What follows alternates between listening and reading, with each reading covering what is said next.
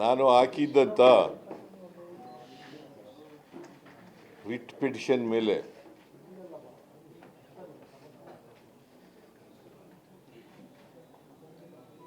ನ್ಯಾಯಾಧೀಶರು ಇವತ್ತು ಆದೇಶವನ್ನು ನೀಡಿದ್ದಾರೆ. ನಾನು ರಾಜ್ಯಪಾಲರು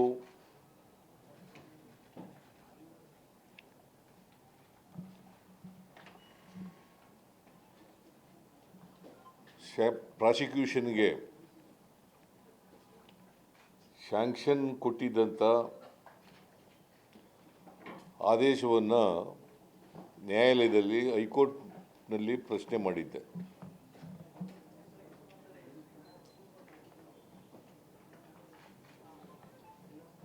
ಅದರ ಮೇಲೆ ಆರ್ಗ್ಯುಮೆಂಟ್ಗಳು ನಡೆದು, ಪರ ವಿರೋಧವಾದಂಥ ಆರ್ಗ್ಯುಮೆಂಟ್ಗಳು ನಡೆದು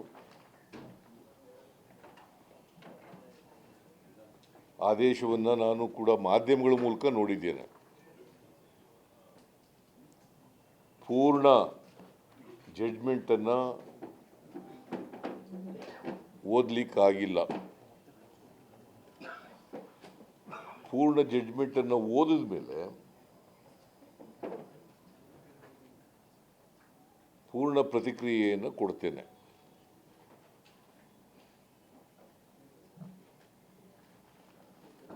ರಾಜ್ಯಪಾಲರು ಬಹಳ ಮುಖ್ಯವಾಗಿ ದೂರುದಾರರ ದೂರಿನ ಮೇಲೆ 17A 218 BNSS ಹೊಸ ಕ್ರಿಮಿನಲ್ ಪ್ರೊಸೀಜರ್ ಕೋಡ್ ಮತ್ತು 19 PC ಆಕ್ಟ್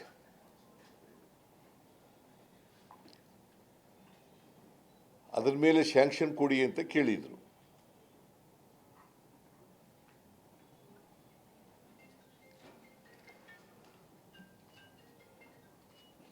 ನ್ಯಾಯಾಲಯ ಅಂದರೆ ಹೈಕೋರ್ಟು 17A ಸೀಮಿತಗೊಳಿಸಿ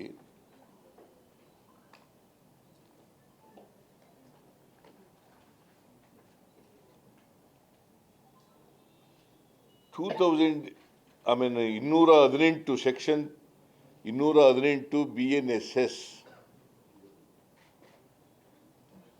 ಯಾಕಂದರೆ 19 PC ಆ್ಯಕ್ಟ್ನ ಅವರೇ ರಾಜ್ಯಪಾಲರೇ ತಿರಸ್ಕರಿಸಿದರು. ಯಾಕಂದರೆ ದೂರುದಾರರು ಕೇಳಿದ್ದು 19 PC ಆ್ಯಕ್ಟ್ನಲ್ಲಿ ಕೂಡ ಕೇಳಿದರು. ಅದನ್ನು ಅವರೇ ತಿರಸ್ಕಾರ ಮಾಡಿದರು.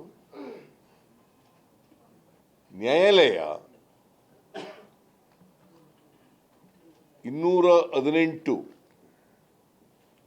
BNSS new civil criminal procedure code, ಭಾರತೀಯ ನ್ಯಾಯ ಸಂಹಿತೆ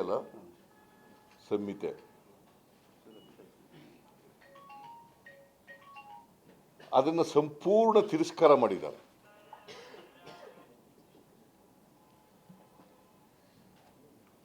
I repeat,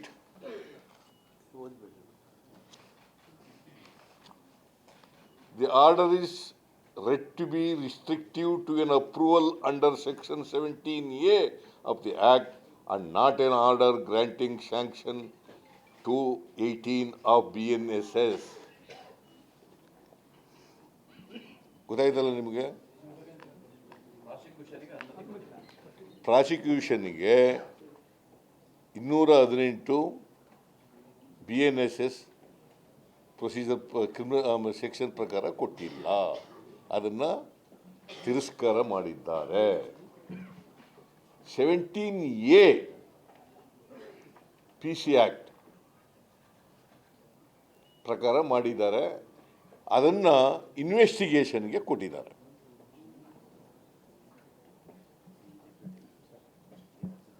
it's not A prosecution, ಇನ್ವೆಸ್ಟಿಗೇಷನ್ಗೆ ಕೊಟ್ಟಿದ್ದಾರೆ under section 17 A of the PC Act.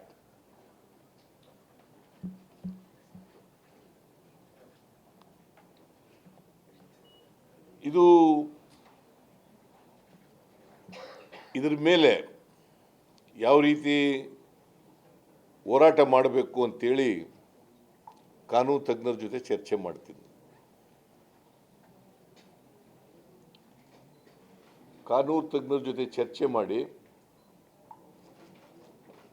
ಮುಂದಿನ ಕ್ರಮವನ್ನು ನಿರ್ಧಾರ ಮಾಡ್ತೀವಿ. ನಾನು ನಮ್ಮ ಎಲ್ಲ ಮಂತ್ರಿಗಳು ಮತ್ತು PCC ಅಧ್ಯಕ್ಷರು ನಾವೆಲ್ಲರೂ ಕೂಡ ಚರ್ಚೆ ಮಾಡಿ ತೀರ್ಮಾನ ಮಾಡ್ತೀವಿ. ಕಾನೂನು ತಜ್ಞರ ಜೊತೆಲೂ ಕೂಡ ಚರ್ಚೆ ಮಾಡ್ತೀವಿ.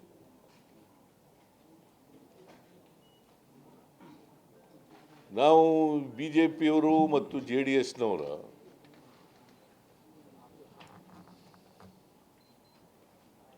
ಈ ಕಾನ್ಸ್ಪಿರಸಿಗೆ ಎದುರ್ಕೊಳ್ಳಲ್ಲ ನಾನು ಯಾವತ್ತೂ ಕೂಡ. ಇವ್ರ ಸಂಚು, ಒಳಸಂಚು, ರಾಜಭವನ ದುರುಪಯೋಗ, ದುರ್ಬಳಕೆ ಇದಕ್ಕೆಲ್ಲ ಎದುರ್ಕೊಳ್ಳಲ್ಲ ನಾನು. ಯಾಕಂದರೆ ಕರ್ನಾಟಕದ ಜನ ನಮ್ಮ ಪಾರ್ಟಿ ಮತ್ತು ನಮ್ಮ ಜೊತೆಯಲ್ಲಿ ಇದ್ದಾರೆ. ಜನರ ಆಶೀರ್ವಾದ ನಮ್ಮ ಮೇಲಿದೆ. ನನ್ನ ಜೊತೆಯಲ್ಲಿ ನಮ್ಮ ಎಲ್ಲ ಮಿನಿಸ್ಟ್ರಿಗಳು ಇನ್ಕ್ಲೂಡಿಂಗ್ ಡೆಪ್ಟಿ ಚೀಫ್ ಮಿನಿಸ್ಟರ್, MLAಗಳು, ಪಾರ್ಟಿ ಮುಖಂಡರುಗಳು, ಪಾರ್ಟಿ ಕಾರ್ಯಕರ್ತರು ಮತ್ತು ಹೈಕಮಾಂಡ್ ಎಲ್ಲರೂ ಕೂಡ ನನ್ನ ಜೊತೆ ಇದ್ದಾರೆ. ಮತ್ತು ಕಾನೂನು ಹೋರಾಟ ಮುಂದುವರಿಸಲಿಕ್ಕೆ ಎಲ್ಲ ರೀತಿಯ ಸಹಕಾರವನ್ನು ಹೈಕಮಾಂಡ್ ಕೊಡ್ತದೆ.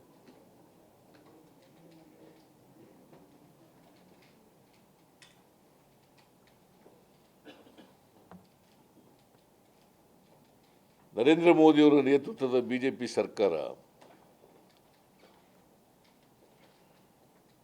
ನನ್ನ ಮೇಲೆ ಅಷ್ಟೇ ಸೇಡಿನ ರಾಜಕೀಯ ಮಾಡಲ್ಲ, ಇಡೀ ದೇಶದಲ್ಲಿ ಈ ಸೇಡಿನ ರಾಜಕೀಯ ಮಾಡ್ತಾ ಇದ್ದಾರೆ. ವಿರೋಧ ಪಕ್ಷದ ಸರ್ಕಾರಗಳು ಎಲ್ಲೆಲ್ಲಿದ್ದಾವೆ ಎಲ್ಲ ಕಡೆ ಸೇಡಿನ ರಾಜಕೀಯ ಮಾಡ್ತಾ ಇದ್ದಾರೆ.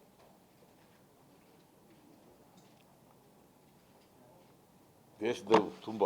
ಯಾಕಂತಂದರೆ ಭಾರತೀಯ ಜನತಾ ಪಕ್ಷದವರು ಮತ್ತು JDSನವರು ಯಾವತ್ತೂ ಕೂಡ ಅವ್ರ ಸ್ವಂತ ಶಕ್ತಿ ಮೇಲೆ ಅಧಿಕಾರಕ್ಕೆ ಬಂದಿಲ್ಲ. 2008ರಲ್ಲೂ ಬಂದಿಲ್ಲ, 2018ರಲ್ಲೂ ಬಂದಿಲ್ಲ. ಮೊನ್ನೆ ನಡೆದಂಥ ಚುನಾವಣೆಯಲ್ಲಿ ಕೂಡ ಹೀನಾಯವಾಗಿ ಸೋತಿದ್ದಾರೆ ಅಸೆಂಬ್ಲಿ ಚುನಾವಣೆ. ಯಾಕಂತಂದರೆ ಅವರು ಯಾವಾಗಲೂ ಅಧಿಕಾರಕ್ಕೆ ಬಂದಿರೋದು ಹಿಂಬಾಗಲಿನಿಂದ, ಹಣಬಲದಿಂದ, ಆಪರೇಷನ್ ಕಮಲ ಮಾಡೋದ್ರ ಮೂಲಕ ಅಧಿಕಾರಕ್ಕೆ ಬಂದಿದ್ದಾರೆ. They never came to power on the mandate of the people of Karnataka, both BJP and JDS.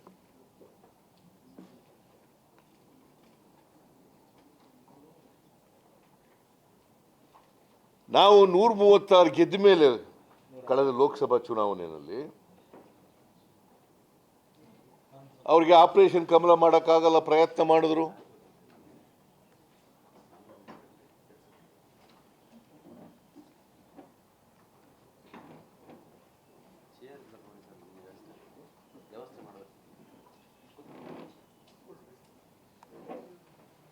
ದುಡ್ಡನ್ನ ಕೊಟ್ಟು MLAಗಳನ್ನ ಕೊಂಡ್ಕೊಳ್ತಕ್ಕಂಥ ಕೆಲಸ ಮಾಡೋಕ್ಕೆ ಪ್ರಯತ್ನ ಮಾಡಿದ್ರು, ಆಗಲಿಲ್ಲ. ನಮ್ಮ MLAಗಳು ಯಾರೂ ಕೂಡ ದುಡ್ಡಿನ ಹಿಂದೆ ಬೀಳಲಿಲ್ಲ. ಪ್ರಯತ್ನ ಮಾಡಿದ್ರು ಕೂಡ ಸಫಲ ಆಗಲಿಲ್ಲ ಅವರು.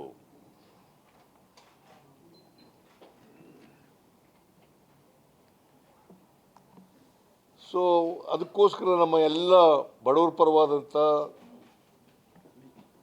ನಮ್ಮ ಕಾರ್ಯಕ್ರಮಗಳನ್ನು ವಿರೋಧ ಮಾಡಿದ್ರು. ಹಿಂದೇನು ವಿರೋಧ ಮಾಡಿದ್ರು 2018ರಿಂದ 13ರಿಂದ 18ರವರೆಗೆ ಮತ್ತೆ ವಿರೋಧ ಮಾಡ್ತಾ ಇದ್ದಾರೆ. ನಮ್ಮ ಗ್ಯಾರಂಟಿ ಯೋಜನೆಗಳನ್ನು ವಿರೋಧ ಮಾಡಿದ್ರು. ಅನ್ನಭಾಗ್ಯ, ಕ್ಷೀರಭಾಗ್ಯ, ಕ್ಷೀರಧಾರೆ, ಇಂದಿರಾ ಕ್ಯಾಂಟೀನು, ಕೃಷಿ ಭಾಗ್ಯ, ಮೈತ್ರಿ, ಮನಸ್ವಿನಿ, ಶೂ ಭಾಗ್ಯ, ಶಾದಿ ಭಾಗ್ಯ, ಪಶುಭಾಗ್ಯ, ಈಗ ಎಲ್ಲನೂ ವಿರೋಧ ಮಾಡಿದ್ರು. ಈಗಲೂ ಗ್ಯಾರಂಟಿ ಯೋಜನೆಗಳನ್ನು ಶಕ್ತಿ, ಗೃಹಲಕ್ಷ್ಮಿ, ಗೃಹ ಯೋಜನೆ, ಅನ್ನ ಭಾಗ್ಯ, ಯುವ ನಿಧಿ ಎಲ್ಲನೂ ವಿರೋಧ ಮಾಡಿದ್ರು. ಅವರು ಸಾಮಾಜಿಕ ನ್ಯಾಯಕ್ಕೆ ಮತ್ತು ಬಡವರಿಗೆ ವಿರುದ್ಧವಾಗಿರ್ತಕ್ಕಂಥವ್ರು ಬಿಜೆಪಿಯವರು.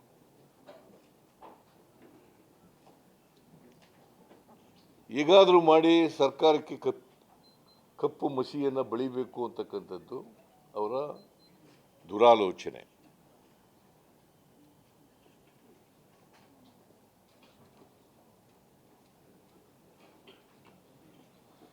ನಾನು ಎಲ್ಲ ಜಡ್ಜ್ಮೆಂಟ್ ಎಲ್ಲ ಪೂರ ಓದಿದ ಮೇಲೆ ಮತ್ತೆ ಇನ್ನೂ ಹೆಚ್ಚು ರಿಯಾಕ್ಟ್ ಮಾಡ್ತೀನಿ. ಯಾಕಂದ್ರೆ ನಾವು ಓದಿಲ್ಲ, ಜಡ್ಜ್ಮೆಂಟ್ ಓದಿಲ್ಲ ಪೂರ. 197-8 ಪೇಜ್ ಇದೆ.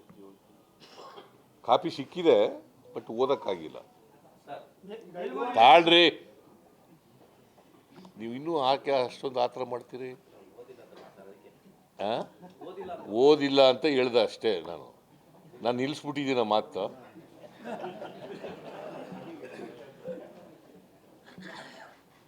ಸೊ ಬಿಜೆಪಿಯವರು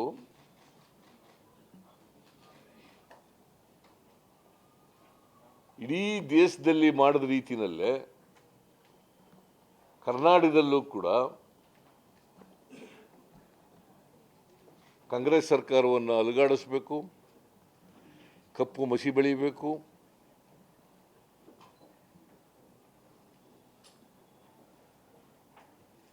ನಮ್ಮ ಸರ್ಕಾರಕ್ಕೆ ಕೆಟ್ಟ ಹೆಸರು ತರಬೇಕು ಅಂತೇಳಿ ಪ್ರಯತ್ನಗಳನ್ನು ಮಾಡ್ತಾ ಇದ್ದಾರೆ, ಸಂಚುಗಳನ್ನು ಮಾಡ್ತಾ ಇದ್ದಾರೆ.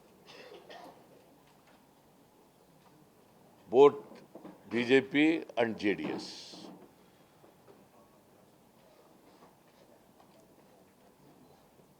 both BJP and JDS.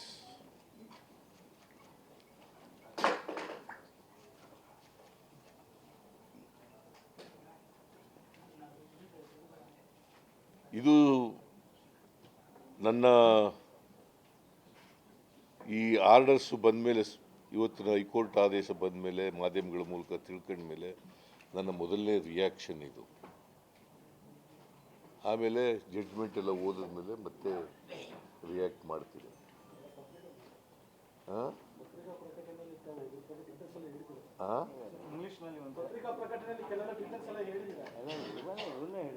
ಇದನ್ನೇ ಹೇಳಿರೋದು ಪತ್ರಿಕಾ ಪ್ರಕಟಣೆಯಲ್ಲಿ. ಇಂಗ್ಲಿಷ್ನಲ್ಲಿ today the high court passed an order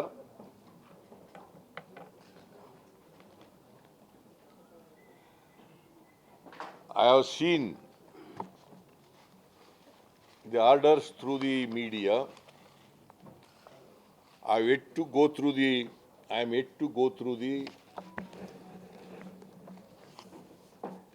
judgment of the Honorable High Court.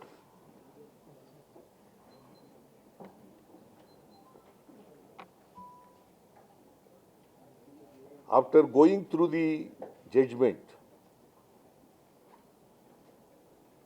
I will react to the judgment both legally and politically.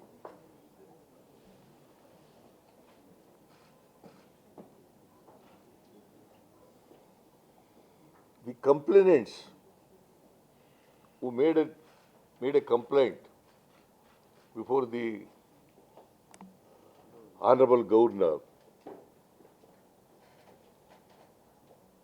that they made a complaint under sections 17A of the PC Act and 19 PC Act. and also 218 of BNSS, old criminal procedure code. ಈಗ new procedure code BNSS.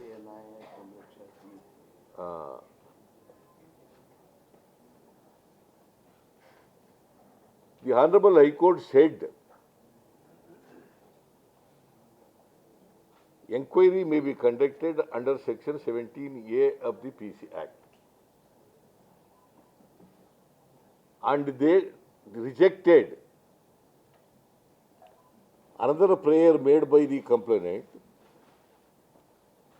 that prosecution is to be sanctioned under Section 218 and 19 PC Act. 19 PC Act has been rejected by the Honorable Governor before he gives the order. The High Court held that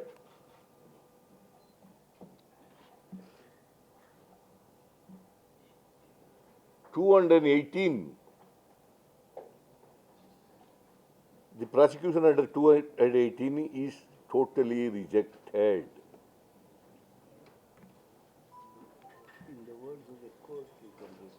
And you may, court orders. Court orders. ಏನಂತ ಹೇಳಿದ್ದಾರೆ ಅಂದರೆ the order is read to be restrictive to an approval under Section 17A of the Act and not an order granting Section 218 of BNSS. Shall I repeat again?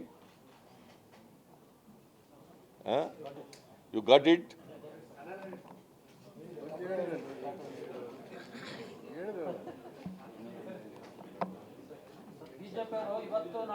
ಕೇಳಪ್ಪ ಸ್ವಲ್ಪ, ನಾನು ಹೇಳಾಗ ಇಂಗ್ಲೀಷ್ನಲ್ಲಿ ಹೇಳಿ ಅಂದ್ಬಿಟ್ಟು ನೀ ಕನ್ನಡದಲ್ಲಿ ಶುರು ಮಾಡ್ಕೊಬಿಟ್ರೆ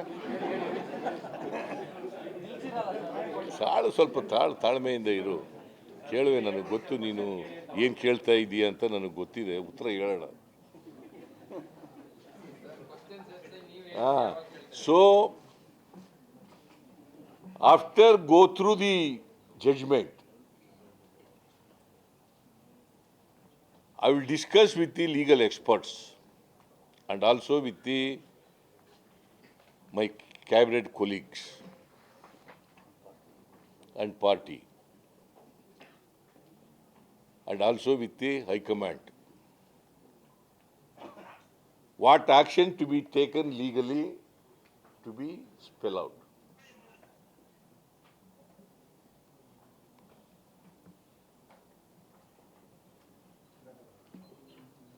So BJP is trying to dislodge our government through money power and also through Operation Kamala,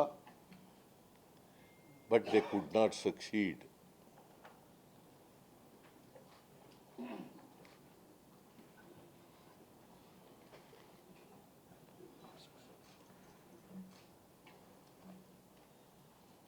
I'm not afraid of the conspiracy hatched out by both BJP and JDS, because people of Karnataka are with our party, are with me, and also with our government.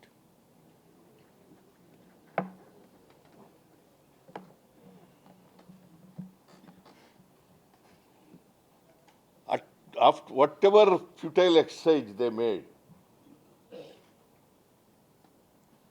to dislodge our government, it is not possible for them. See, they have succeeded in 2018 or 19. In 2008 also they have succeeded, because the people of Karnataka gave, they are given mandate absolute majority to Congress party.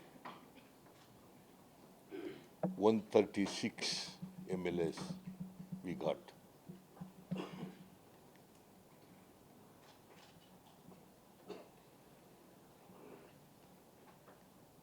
So BJP is always against social justice and programs of the poor people of the society, because they opposed in our previous regime all our pro-poor programs, welfare measures that we have undertook. Now also they are opposing all 5 guarantees.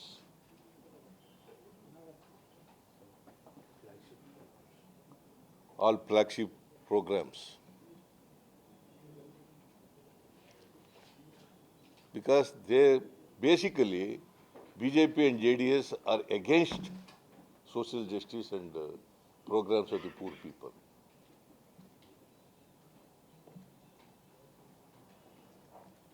It is not only they have tried in Karnataka, in the entire country, wherever governments of opposition party is there in power, they try to dislodge such governments,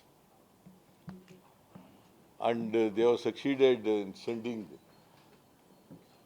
some chief ministers to prison.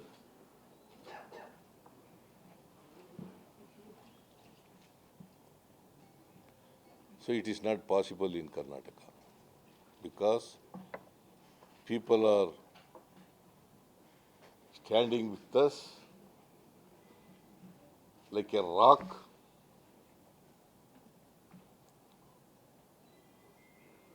and also with me, all our cabinet colleagues, all our leaders, all our workers, and also party, MLAs, MLCs, and High Command, MPs and High Command. So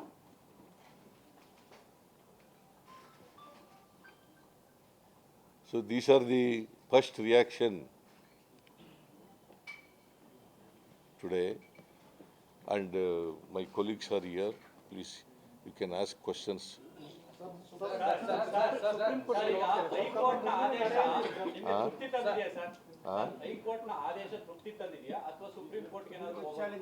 ನೋಡಪ್ಪ, ಇದು ತೃಪ್ತಿ ತಂದಿದೆಯಾ ತೃಪ್ತಿ ತಂದಿಲ್ವಾ ಅಂತಕ್ಕಂಥ ಪ್ರಶ್ನೆ ಅಲ್ಲ.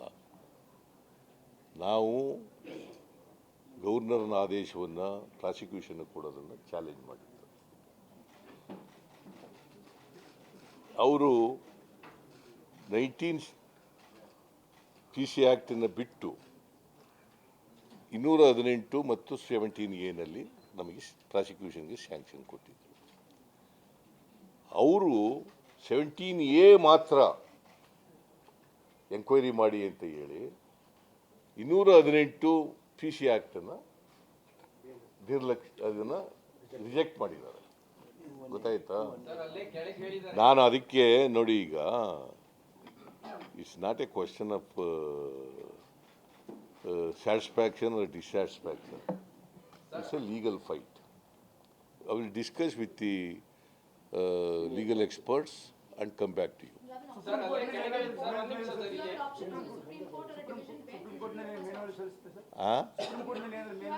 ನೋಡಪ್ಪ, ನಾನು ಹೇಳಿದ್ನಲ್ಲ, see, I am very, very categorical. I will discuss with the legal experts what action to be taken legally, and it is after only discussing with the legal experts.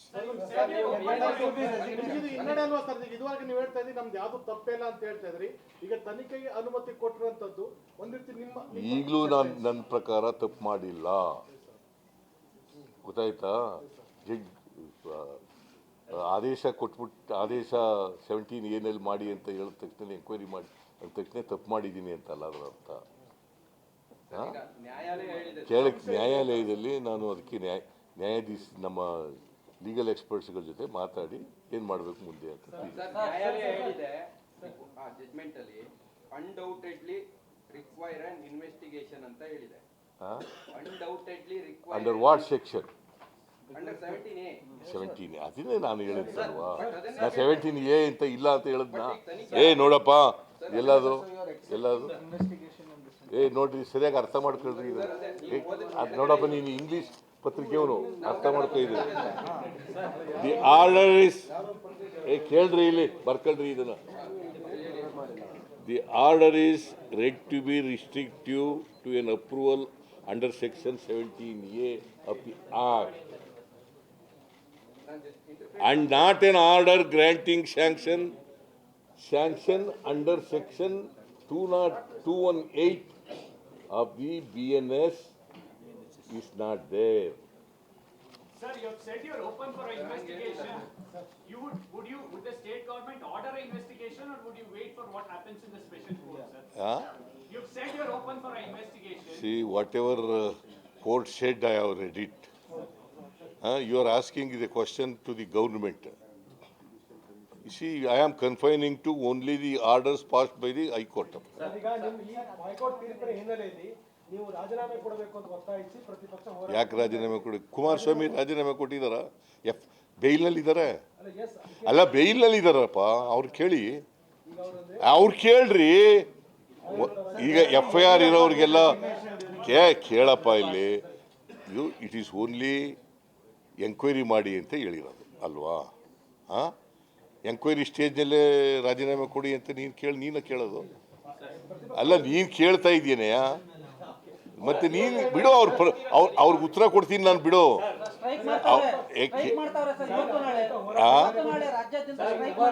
ಮಾಡ್ಲಿ. We will face them politically. Because it is a conspiracy by both. ನಾನು ಸಿದ್ದರಾಮಯ್ಯ ಅವರು ರಾಜೀನಾಮೆ ಕೇಳಲ್ಲ, ನೈತಿಕತೆ ಯಾವ ರೀತಿ ನಡೆಯುತ್ತೆ ಗೊತ್ತಾಗುತ್ತೆ ಅನ್ನೋ ಮಾತನ್ನು ಹೇಳಿದ್ದಾರೆ. ಅವ್ರಿಗೆ ಅದು ಅಪ್ಲೈ ಆಗಲ್ವಾ? ಅಲ್ಲ, ಅವ್ರಿಗೆ ಅಪ್ಲೈ ಕೇಳಲಿಲ್ವ? ಇದನ್ನ ಕೇಳು. ಇವ್ರಿಗೆ ನಿಮ್ಗೆ ಅಪ್ಲೈ ಆಗುತ್ತೆ ಇಲ್ವೋ ಅಂತ ಕೇಳು. ನಿಮಗೆ ಬೇಲ್ನಲ್ಲಿ ಇದ್ದೀರಲ್ಲಪ್ಪ, ನಿಮ್ಗೆ ಅಪ್ಲೈ ಆಗುತ್ತೆ ಇಲ್ವೋ ಅಂತ ಕೇಳಿ. ಯಾಕಂತಂದ್ರೆ ಅವರೇ ಬೇಲ್ ಮೇಲೆ ಇದ್ದಾರಲ್ಲ.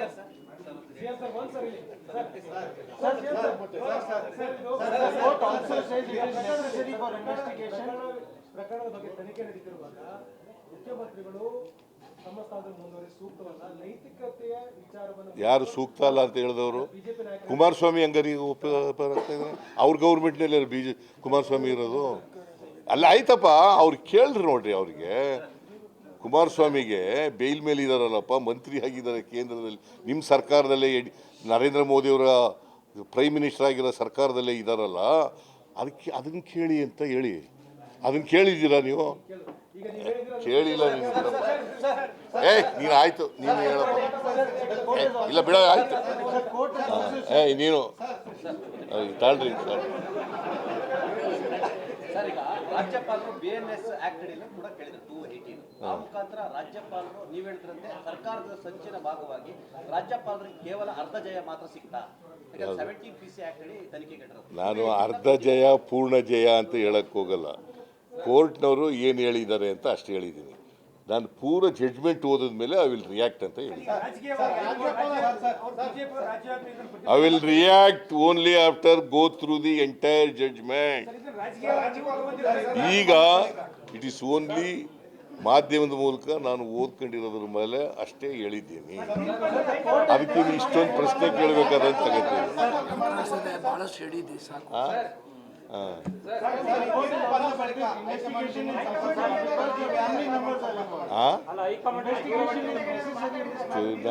ಪುನಃ ನೀನು ಜಡ್ಜ್ಮೆಂಟ್ ಡೀಟೇಲ್ಸ್ ಹೋಯ್ತಿಯಲ್ಲಯ್ಯ.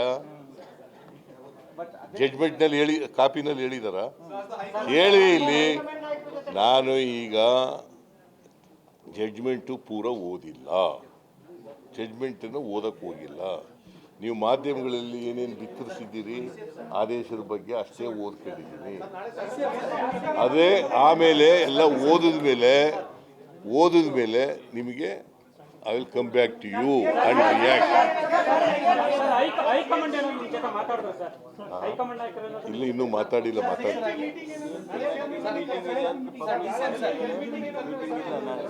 ಪಾರ್ಟಿ ಪ್ರೆಸಿಡೆಂಟ್ ಆಗಿ ಸರ್, ಪಾರ್ಟಿ ಪ್ರೆಸಿಡೆಂಟ್ ಆಗಿ DCM ಈ ಪ್ರಕರಣ ನೋಡಿ, ನಾನೀಗಾಗಲೇ ಬೆಳಗ್ಗೆ ರಿಯಾಕ್ಟ್ ಮಾಡಿದ್ದೀನಿ, ಆಗಲೇ ಹೇಳಿದ್ದೀನಿ, ಇದು BJPಯವರು JDSನ ಕುತಂತ್ರ. ನಮ್ಮ ಸರ್ಕಾರ ಜಗ್ಗುವುದಿಲ್ಲ, ಬಗ್ಗುವುದೂ ಇಲ್ಲ. ಇಡೀ ಪಕ್ಷ ಮತ್ತು ಸರ್ಕಾರ ಮುಖ್ಯಮಂತ್ರಿಗಳ ಜೊತೆ ನಿಂತ್ಕೊಳ್ತದೆ, ದೆಹಲಿಯಿಂದ ಹಿಡಿದು ಹಳ್ಳಿವರೆಗೂ ಕೂಡ. ಸೊ ಅದರಿಂದ ಯಾರ ಕನಸು, ಯಾರು ಏನೇನು ಒತ್ತಡ, ಅದು ಯಾವುದು ಕೂಡ ನಮ್ಮ ಪಕ್ಷ ಅಲ್ಲಿ ಸರ್ಕಾರದಲ್ಲಿ ಮಣಿದಿಲ್ಲ.